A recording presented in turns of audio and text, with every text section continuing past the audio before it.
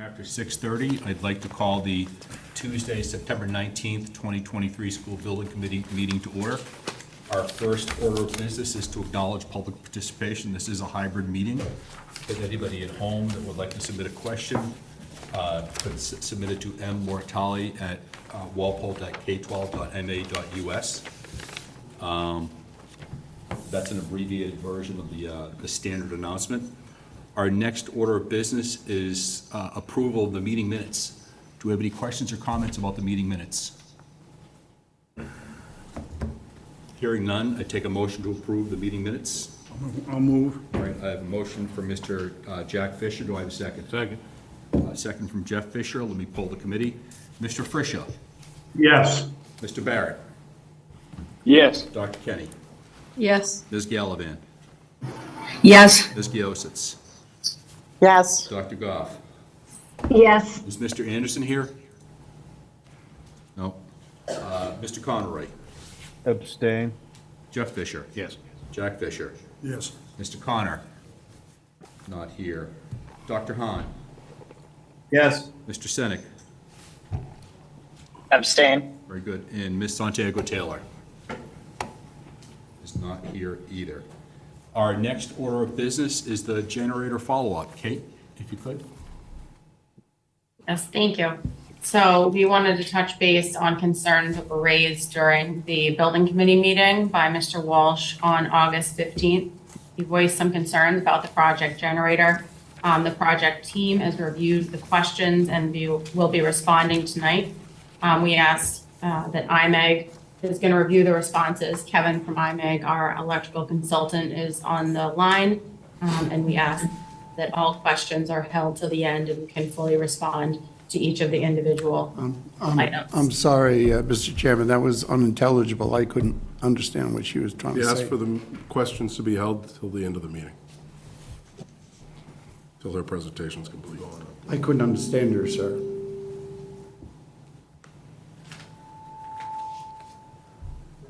Kate, you want to continue? Yep, Kevin from IMEG, want to review the responses to each one of the questions. Sure. Everybody hear me loud and clear? Take that as a yes? Yes. Yes. Okay, thank you. Okay, starting with the first one with regards to the type of machine that's being provided. The question was, is it a C18, which was a Caterpillar cut that had been provided in the questions. The machine that's actually being provided is a Generac SD600. It's a 600 kW diesel unit. The second question regarding why the town has ignored the Mass DEP rules and regulations as regarding powerful generators. An owner is required to submit the appropriate ERP certification applications to the DEP within 60 days of the unit startup. So once the project's complete and the generator is ready to come online, excuse me, the owner has 60 days to submit the certification. And this certification is required for all units over 37.5 kW. So therefore, this unit certainly requires that application to be submitted. The third item, where is the statute requiring all new schools must have a generator? There are no codes, there are no statutes. The only requirement or code requirement that comes into play for an educational or assembly type building is that if the building has a fire pump, then a generator is required to back up that fire pump. Other than that, there are no standards or codes or statutes requiring any schools requiring a generator. Number 4 is the requirement for a generator. Does it specify what must be powered under emergency? Yes. So what's required is your emergency lighting to be powered once you've had a generator to be powered on the generator. And again, there are no set standards that determine the typical generator size for a school. There are multiple factors that obviously come into play on this particular project. There was a covering letter that was provided by Kate. Various generator sizes were evaluated based on mechanical and electrical systems and the desired equipment to be on the generator. And in the end, it was determined the best fit for this particular project was the 600 kW. Number 5, when would the week 20-minute exercise runtime be programmed? The generator is required to be exercised once a month, not weekly, and the time of that exercising is at the owner's discretion. It can be any day of the week, any time of the day in a 24-hour period, but once again, it's not weekly, it's on a monthly basis. What if employing multiple smaller generators wired to operate in sequence for proportional demand? A response to that was that, various generator sizes, as we stated previously for the project, had been evaluated. Having multiple generators would add equipment cost initially, and then distribution system and project cost, as well as down the road, as future maintenance cost. That would be something that you would be seeing as you went down the road to provide maintenance for 2 or 3 units versus 1 unit. Number 7, if nobody has been thinking of solutions to our generator exhaust problem, here's one. Relocating the generator to the bird school. And again, the covering letter kind of addresses this one, but there was a new bus loop drop-off area in the main parking lot for the new school where the existing building is currently located. The district also requested that the generator not be located at the front of the building and visible from East Street. Grading restraints, setback requirements, acoustical requirements, and keeping the generator near the electric room all help to determine the location for where the generator is presently situated on the site. 7B, relocate the generator to the roof. The structure is already in place and is not designed to carry that load. In addition to that, the locating the diesel storage tank up on the roof has concerns, as well as added piping and what have you, and pumping to get the fuel from grade up to the generator location. 7C, require this generator equipped with the exhaust gas circulating system to reduce the Tier 4 levels. The unit being provided for the project meets the DEP requirements for this specific unit size, and that's evident by the certification, the factory certification letters that are included in the operating submittal for the generator.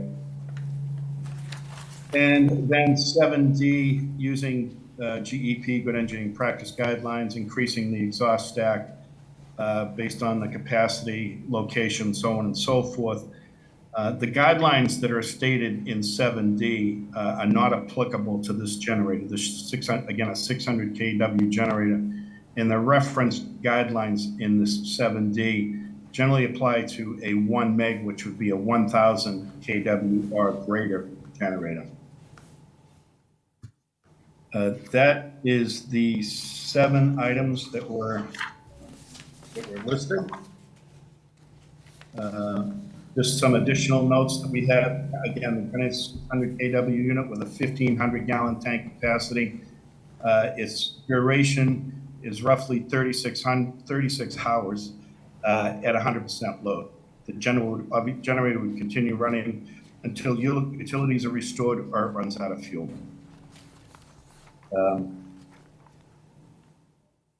There was a supplemental letter, I think, that we had here also that also describes the equipment that's listed on the generator as well. And again, other than utility outages, the generator would only operate once a month for 20 minutes. And then as reviewed with the landscape architect, the generator's location is in compliance with the zoning bylaws of the town of Walpole per section 6B, schedule of dimensional regulations, table 6-B1, in that it exceeds the minimum setback requirements for any structure, building, or otherwise from the front, side, and rear yard in its design position.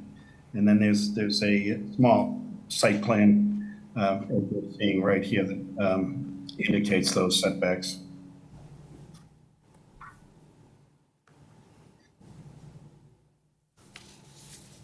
That is the end of our responses to those items.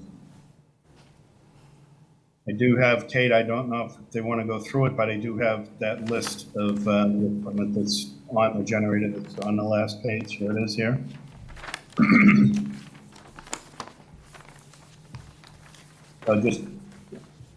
So number one, emergency lighting throughout the building on a separate emergency distribution system.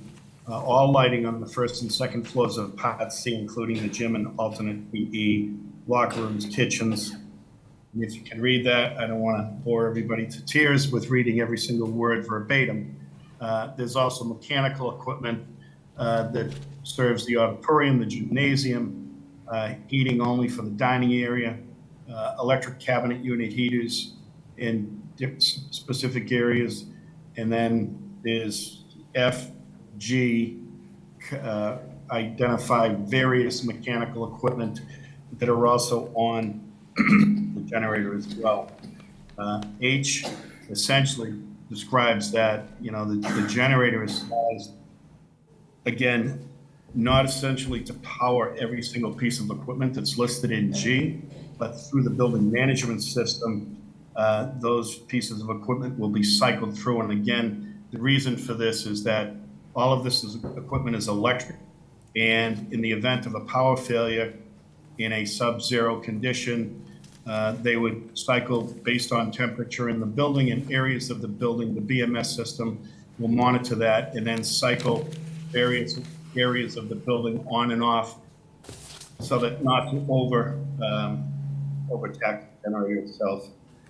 Number 4 down below, all kitchen freezers, coolers, any freestanding refrigerator equipment, approximately 90% of kitchen receptacles, cooking, dishwashers, so on and so forth. The dishwashing conveyor will not be on the generators. It's over a 60 kW load. So again, that's just a representation of that. You know, they wouldn't have hot water to wash the dishes if they needed to.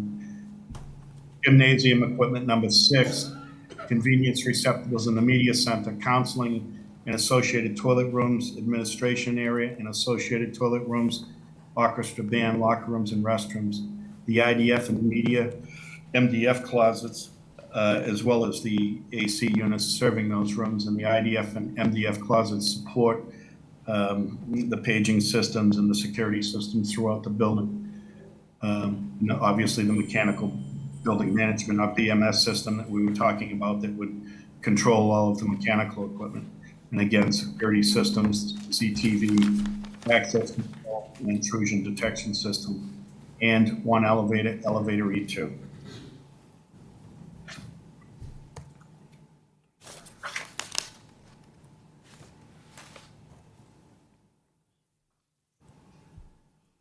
That's what I've got.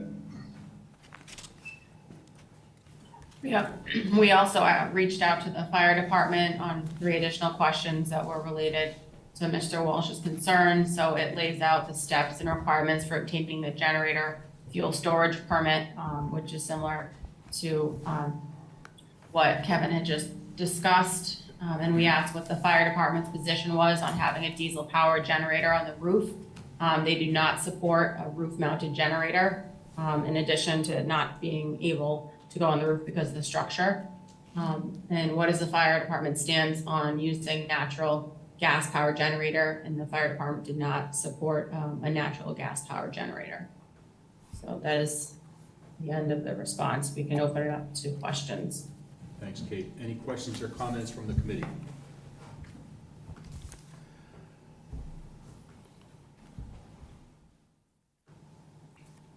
Anybody? Mr. Walsh? Yes. First of all, I'm not the only one concerned about the outcome of this meeting. The room is full of abutters and neighbors who are very concerned about their future health. With this generator in place, it will emit toxic fumes with its exhaust and subject us all to threats that aren't necessary. I take issue with some of the comments made. I think, first of all, we have to answer the question, which I've already asked our building department, will the school be occupied under power outage issue? And the answer was no, it won't be occupied, all the students would be evacuated. Why then do you have to have lights in the gymnasium, in the cafeteria and so on, that this gentleman described air conditioning units being available to operate? And I can understand emergency lights, freezers, and heating equipment. Those are necessary, but certainly not luxury items that don't fall into my mind as being an emergency. The thrust of all of this is that if you can reduce the size of the generator, remove some items from your wish list, then the generator would be far smaller and wouldn't have to be as large to produce such an extreme hazard to our town. Smaller generators in the Tier 4 category are now available. This generator is a Tier 2 item, and it's outdated. It produces 11 times the nitrous oxides that a Tier 4 machine would do. It seems to me the right thing to do would be to put only just a generator that we need, that fits the real emergency situations, and not all of the luxury items that are on what I call Kate's wish list, which I had in my work here to show tonight. I separated out what I thought was needed and what's on the wish list. Even the gentleman who just spoke, 90% of the kitchen counter receptacles. If the school's empty, why do you even have to power up 90% of anything? And so on. It just seems that we're not looking at solutions to this problem. We're just backing up pie in the sky ideas, and it doesn't seem like the right approach to me.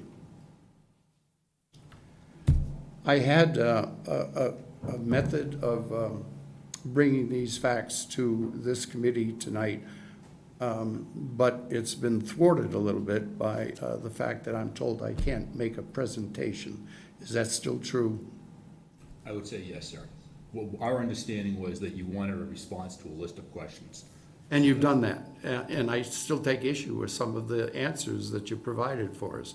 They are, number one, I didn't quite understand, are we to apply for and seek out a Mass DEP operating permit for this machine?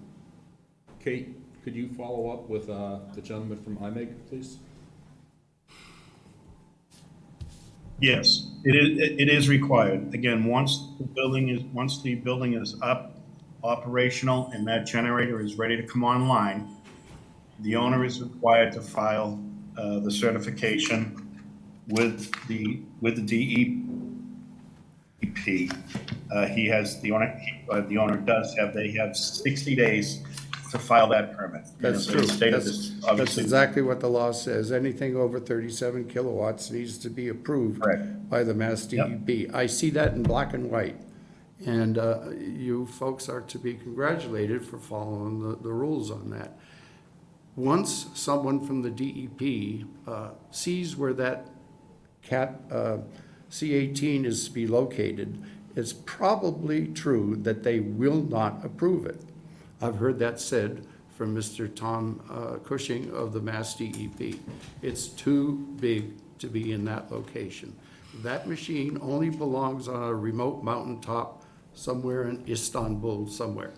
It doesn't belong in the town of Walpole. It's just too big for that tight spot right next to little children who are going to be living in those new homes on Garden Path Estates.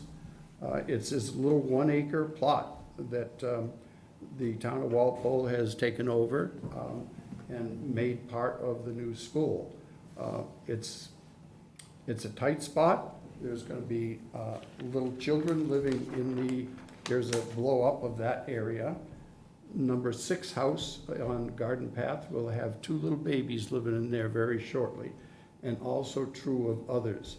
My new house now has been, it won't be made because I'm not going to put my head on a pillow closer to this generator in this spot, knowing that if the wind blows in a certain direction, it's just going to suffocate me. The same with the Cunningham family, who is very, very close to this.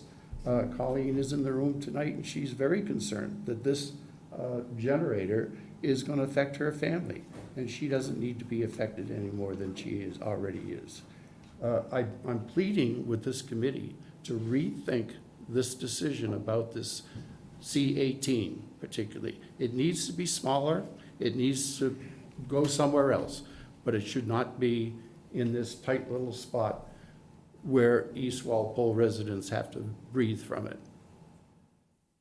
Matt from IMEG, just a technical question. Could you speak to the question as to whether or not this would get the permit or not?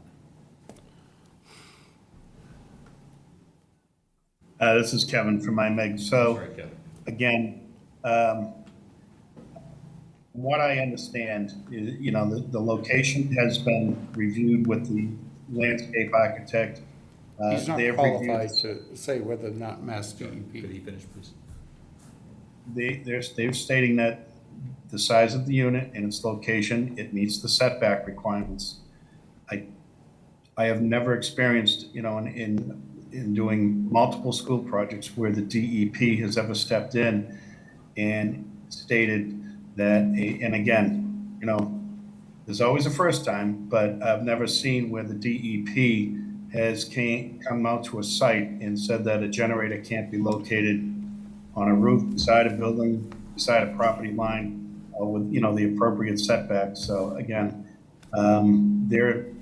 essentially the requirement is to approve the unit and the certification requirements that were being submitted to the installed unit.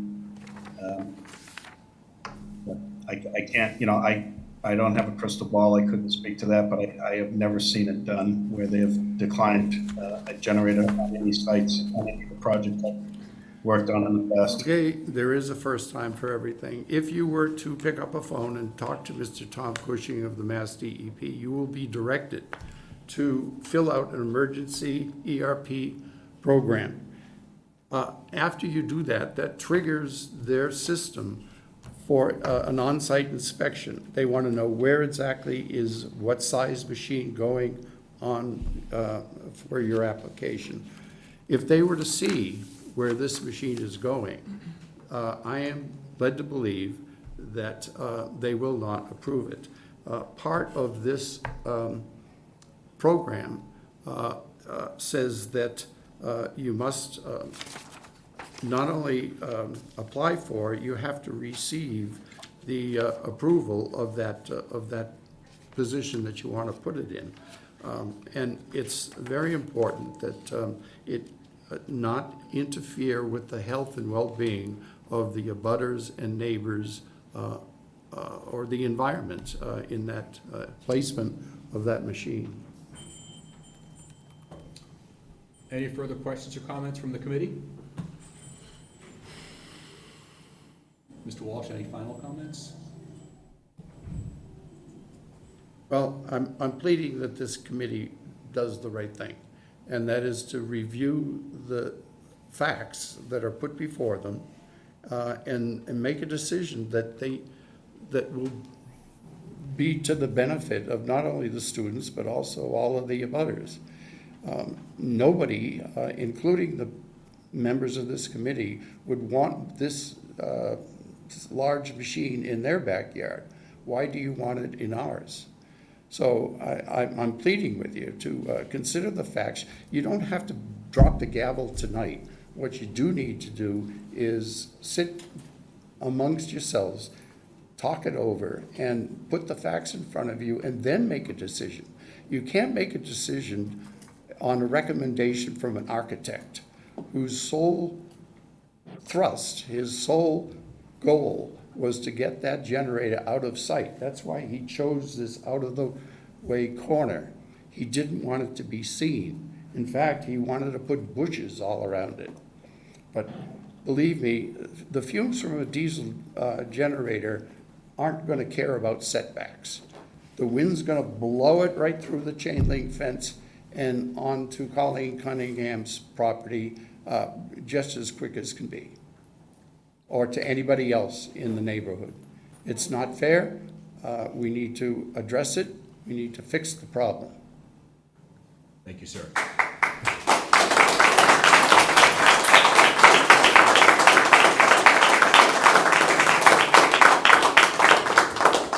So our next order of business, if we could, will be the project status update. Kate?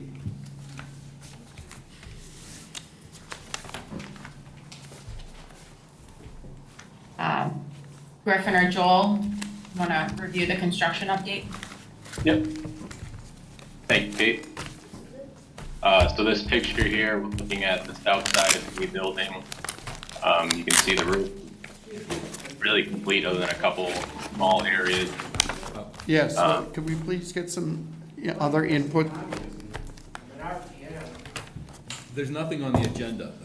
The request was for a response, not for, just to go back, we've had, pardon me, Kate, we had public meetings ad nauseum 3 years, 2 years, a year ago.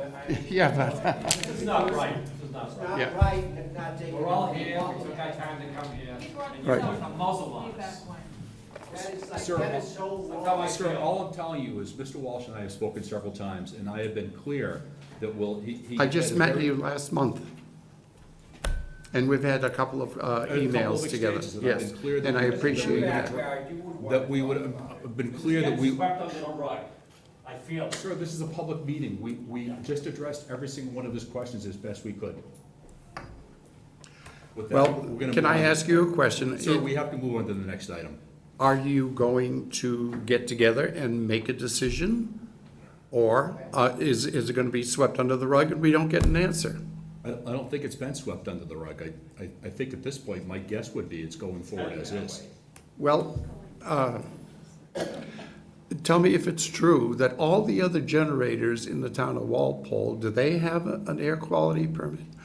Tell me if On the school the, building committee, I'm not. okay, there's one at the police station, there's one at the senior center, there's one at the DPW, there's one just outside this building. I don't see any stamp of approval from Mass DEP that any of these are on their EU listing for the town of Walpole. Sir, that's not in our purview. Well, The it other seems generator. like it's routine not to have a Mass DEP approval. But that's not part of the school building committee's responsibility. Really? The other buildings. Well, how can this committee specify what generator goes in that position? And you can say, we don't care about that, or we don't specify it.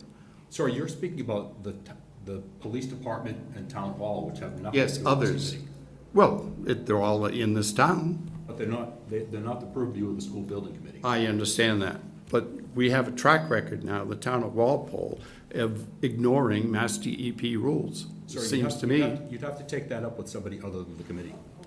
that I always get told to go look somewhere else. Right. I've been to the building department, I've been to the engineering department. They all say, come to the school building committee. For the school building generator, not for the town hall or fire department one. Jack, you want to speak? Yeah, I want to say a couple things. Jack Yes, Fisher, please. by the way. I understand your concerns. I do, okay? This is not a decision that we've come to at this particular point in time that was not well thought out, well-researched, Really? well discussed multiple times. And you need to understand that. And when I hear you say, sir, that if I was living in your backyard, I wouldn't be in favor of it, that's not true. I'm a data guy. I look at the facts. There's been a lot of facts that have come out, okay? One of the things that you mentioned was, we've got too much luxury into that. Well, you haven't taken into account the analysis that has to get done. There's surge when you get that thing starts up, okay? You're gonna have 1,250 kids in that school when it opens. What happens if, on a sub-zero day, late in the afternoon, before the school gets out, and there's a major disaster, and you now have 1,250 kids that you have to keep warm. That's a problem that we have to deal with. You may not want to deal with it, but we have to deal with that in our planning. Well, in the Now, let me planning, finish, we please, also, let me finish. Okay. All right? So I understand your concern, all right? But there are concerns about the greater community, the 1,250 kids that'll be in that school to start with, and what we're trying to do. It's not luxury to go ahead and have additional wall receptacles in the kitchen because they're all on the same circuit, so you don't fire up individual wall receptacles, you fire up the circuit. And you need to have at least a couple receptacles in the kitchen, and that's the way it is throughout. That analysis was done, that was done carefully. So if you're asking, would we go back and revisit a couple of things? We've answered the questions. I think the answers were spot on. I don't think there's luxury built into it, and I resent the fact that you're thinking that you're saying that we're putting luxury into it. I'm sure there's gonna be some additional discussion about this. I can't tell you when that discussion's gonna happen, what direction it's gonna go in, but I'm sure that there's gonna be some additional discussion about that. And if you want to, at some period of time down the road, come in and have a public hearing to address some more of these things, then just make that request. But Dan has been saying, this, as I understood it all along, that what you did was you presented some concerns, we addressed those concerns carefully, thoroughly. Okay, you disagree with some of our position. If you want to exchange the data, we'll be happy to exchange the data, but you've got to take into account that it was a careful analysis. Doing power calculations for a building of that size, that complexity, with the amount of electrical equipment that's in there, that's necessary to keep the building alive, it's a complex issue. It really is. I'm sure it It's is. not something that you can just go ahead and say, well, I don't need these 5 receptacles in here, so I'm gonna take it off.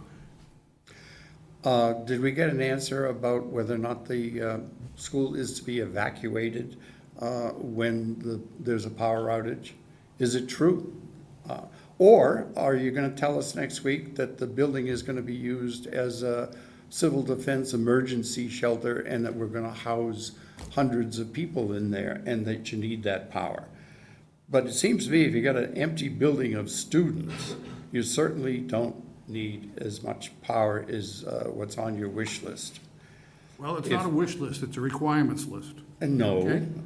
it's not a requirement if the building's empty. I'm gonna interrupt here if I could, because this is just going back and forth. Apparently so. We're gonna move on, if we could, to the project status update. And Mr. Walsh, if you have any follow-up questions, feel free to reach out to us, but Who specifically is there a generator person on the, employed by the town of Walpole? You'd reach out to the building committee again as well. This building committee? Correct. Ah, and those are the engineers on the committee, Jack and Jack? Jack Fisher and Mr. Jack Conway? Mr. Conroy's in the meeting, he hasn't spoken though. Yes.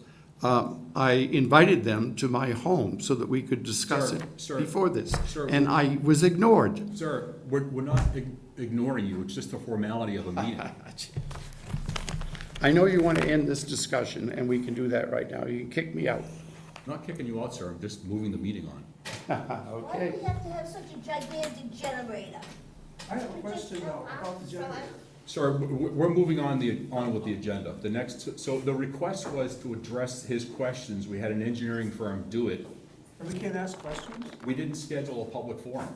Will they be? We didn't plan to be here all night. Will there be? Well, what concern? Certainly, I'll speak to getting a public forum, certainly, but an ad hoc public forum is not appropriate. I'm sorry, folks. I never thought it was going to be happen. I never thought this would happen. What's the people's voice? What's the people's voice? Certainly. Good job. Well, I'm gonna put in a petition tomorrow to come bring it up to the RTNs. So our next item of business, if I could, I'm getting out in the fall. We can't wait to move on. our next item of business, if we could, If is the to, 6 people who bought the $1 million homes, if they were here, it would be out the door. They don't know about this. How'd you like to have a $1.5 million house next to a generator? The project status update, Kate, if we could. Two new Have a babies. nice night. I bet you wouldn't live next to it, none of you guys. None of you. Answer that question. All right, as I started to say, we're looking at the south side of A building here. You can see the mason's pretty well along. Block. Roof's just about complete. There's a couple minor areas that still need to be finished up. The windows temped in, those are actually being built inside the building, and they'll be set in the next couple weeks. We just basically fall in the mason, wash down, and then we'll start setting windows.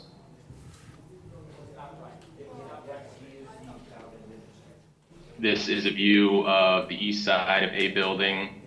So the masons start on the south. They have two crews going, one east, one west. So that's connecting back towards B building there.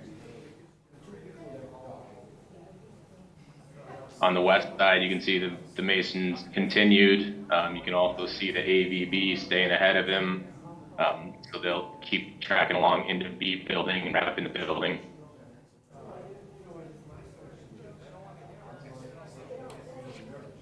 This is kind of C and D building. On the left there is the gymnasium. So you can see that we're pretty much completely sheathed.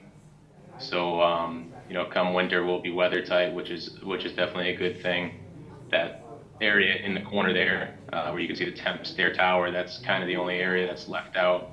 Once we get a permanent stair installed, we can take that stair tower down and we'll button that up. As far as the interior of the building, so area A, this is kind of where we started. All three floors are framed and plumbing is complete on all three floors. Electrical is complete on the first and second.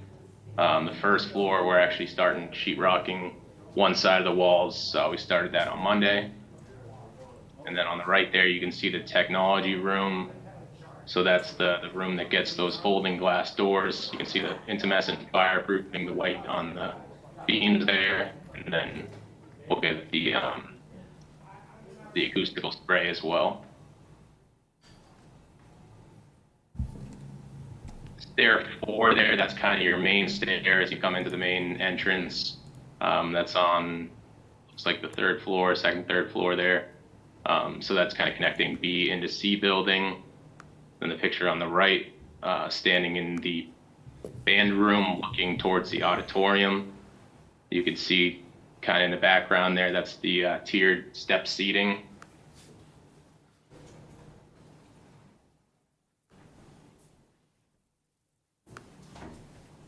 And as far as framing, so their B building is completely framed. They're working in a C building. The first floor C is complete. And then when this picture was taken, you can see the layout for the floor track and C2. You can see the fireproofing is complete, and the framer will be working up to the third floor as well.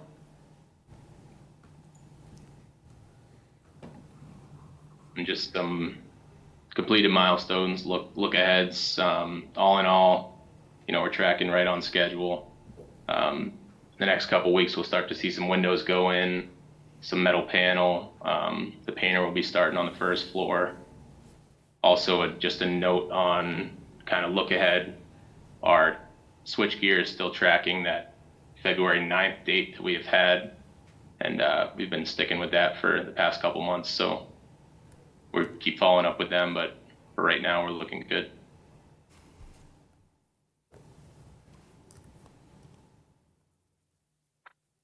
Any question?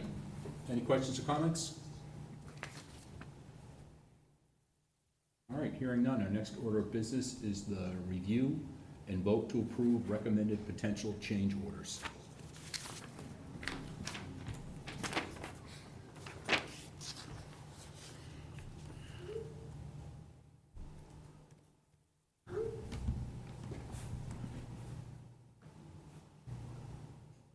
Hey, Kate, you're on mute.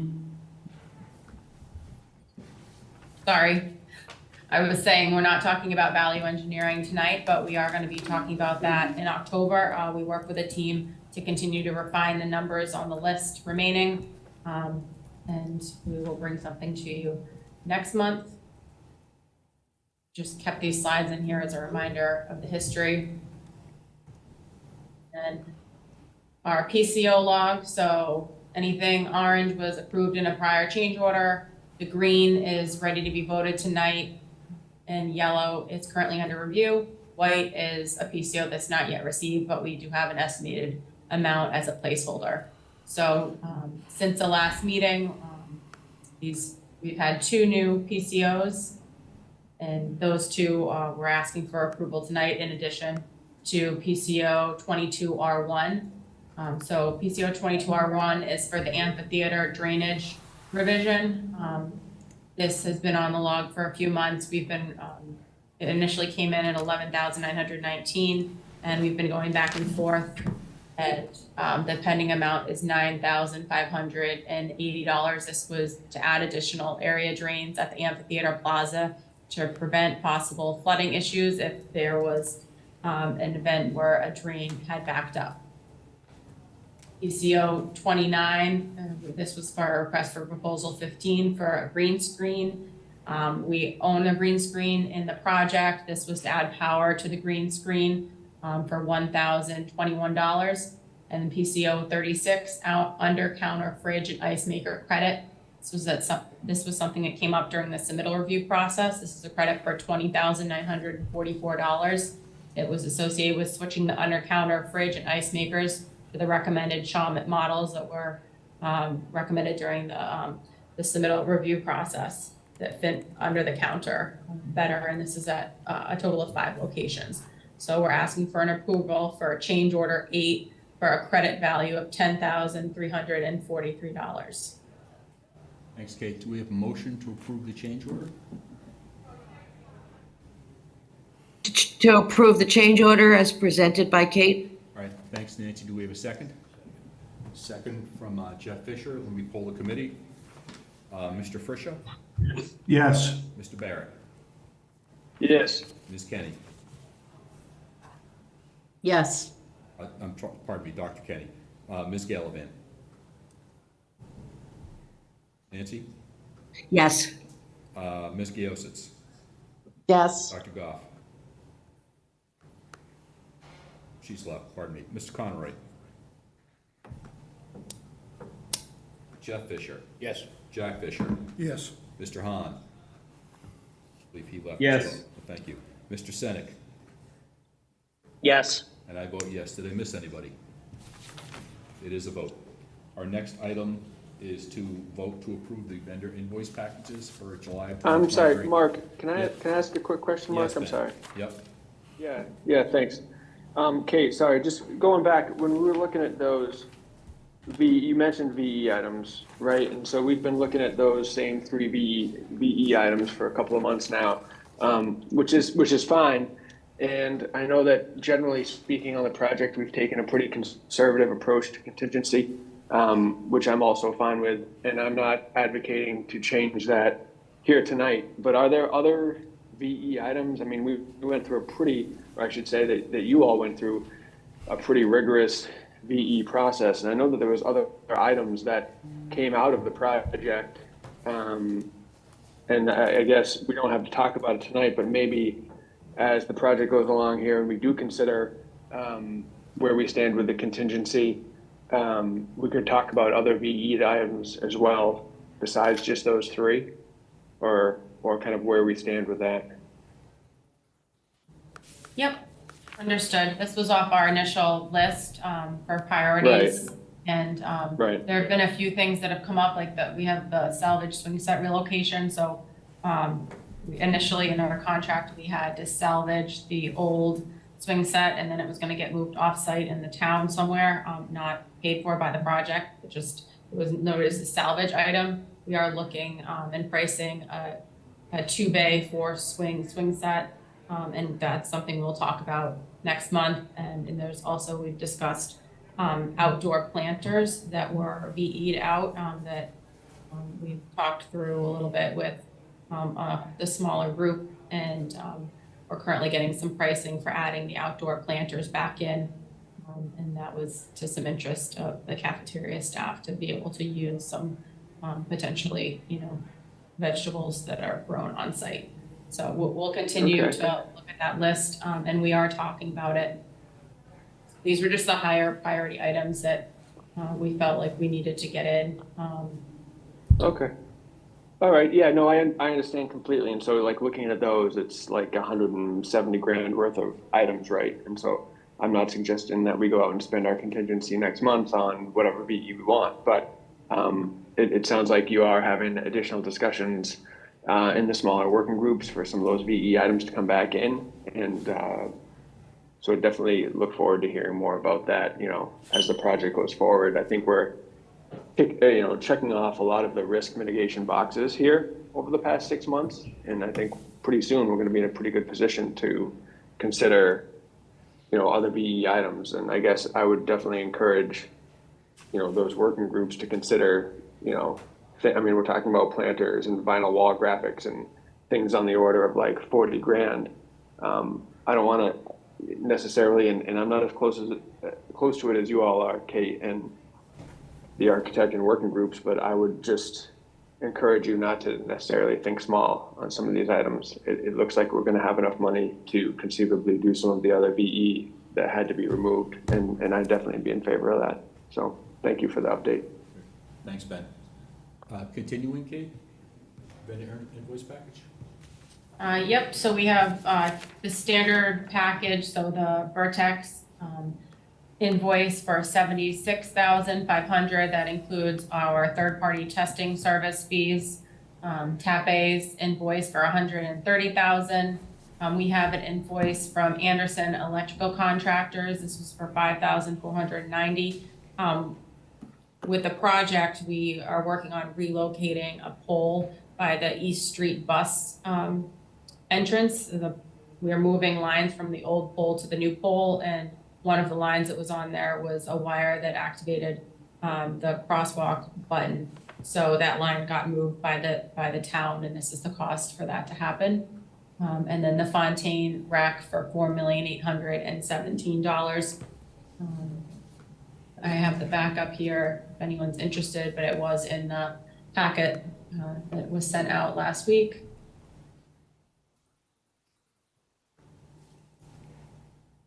That included the updated budget in the packet, so the total is $5,029,916.33. Make a motion to approve the invoice package. All right, we have a motion from Mr. Jeff Fisher. Do we have a second? I'll second. Motion from Jack Fisher. We pull the committee. Mr. Frischel. Yes. Mr. Barrett. Yes. Dr. Kenny. Yes. Ms. Giositz. Ms. Giositz. Yes. Okay, Jeff Fisher. Yes. Jack Fisher. Yes. Mr. Hahn. Yes. Dr. Hahn, pardon me. Mr. Senek. Yes. And I vote yes. Did I miss anybody? Nancy Gallivan, yes. I'm sorry, Nancy. Nancy votes yes. Thank you. Our next item of business is discussion to and from the MSBA. So the quarterly change order review process is ongoing. Our change orders through change order 7 were submitted to the MSBA, and the next change order review log is due in December. We continue to have our bi-monthly remote site visits. We had one September 6th, the next one is November 1st. And the MSBA issued the project funding agreement bid amendment, and it is currently being circulated for signatures. So if there are any questions on the bid amendment, project funding bid amendment, just a reminder, the initial project funding agreement was accepted and processed during the schematic design phase. So this is really just capturing the cost, the actual costs for construction now that we have a GMP in place with Fontaine. And it also just updated our budget with any budget revision requests that have been approved by the committee since PR number 3. So going forward, you'll see, probably not for a few months, but this initial line item on our budget will be updated with the MSBA PFA amendment numbers. So, and all these budget transfers will disappear because they will be captured in the budget column. And so the transfers will just project going forward now that we're in construction. If anyone has any questions on that document, I'm happy to post it on the project site. And just a reminder, our next meeting is October 17th, and we're working on the 2024 dates. And I do want to let everybody know we're going to try to work on getting a building tour together for the building committee through the new middle school. So you should be hearing from me with a date in the next week or so. Thanks, Kate. Any final questions? Hearing none, I take a motion to adjourn. I'll move. Motion for Mr. Fisher, second for Mr. Fisher. Will be pull the committee. Mr. Frisha. Yes. Mr. Barrett. Yes. Dr. Kenny. Yes. Ms. Gallivan. Yes. Ms. Gaositz. Jeff Fisher. Yes. Jack Fisher. Yes. Dr. Hahn. Yes. Mr. Senig. Yes. And I vote yes. Meeting is adjourned. Good night, everybody. Thank you. Thanks all.